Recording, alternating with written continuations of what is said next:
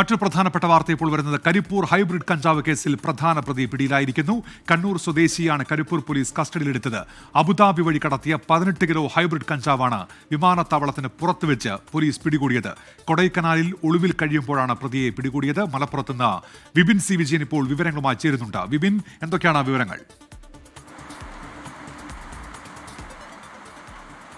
ഉന്മേഷ്, ഈ മാസം 12-ാം തീയതിയായിരുന്നു അബുദാബിയിൽ നിന്ന് എത്തിയ വിമാനത്തിൽ ഏകദേശം 18 കിലോ ഹൈബ്രിഡ് കഞ്ചാവ് കടത്തിയത്. 14 കോടിയോളം വില വരുന്ന കഞ്ചാവാണ് ഒരു ട്രോളി ബാഗ് നിറയെ കടത്തിയത്. അത് വിമാനത്താവളത്തിന് പുറത്ത് അത് കൈപ്പറ്റുന്നതിനിടയിലാണ് പിടികൂടിയത്. അങ്ങനെ 2 പേർ ആദ്യം തന്നെ പിടിയിലായിരുന്നു. റിജിൽ, റോഷൻ എന്ന കണ്ണൂർ സ്വദേശികളാണ് അന്ന് പോലീസിന്റെ പിടിയിലായത്. എന്നാൽ ഇത് കൊണ്ടുവന്ന യാത്രക്കാരൻ, അയാൾ ടാക്സിയിൽ ഈ ഹൈബ്രിഡ് കഞ്ചാവുമായിട്ട് ഇവിടുന്ന് പുറത്തേക്ക് പോയിരുന്നു. ഈ സമയത്ത് പോലീസ് ഇയാളെ ട്രേസ് ചെയ്യുന്നുണ്ട് എന്ന് മനസ്സിലാക്കുകയും പിന്നീട് ടാക്സി വാഹനം നിർത്തി അതിൽ നിന്ന് ഇറങ്ങി മുങ്ങുകയുമായിരുന്നു.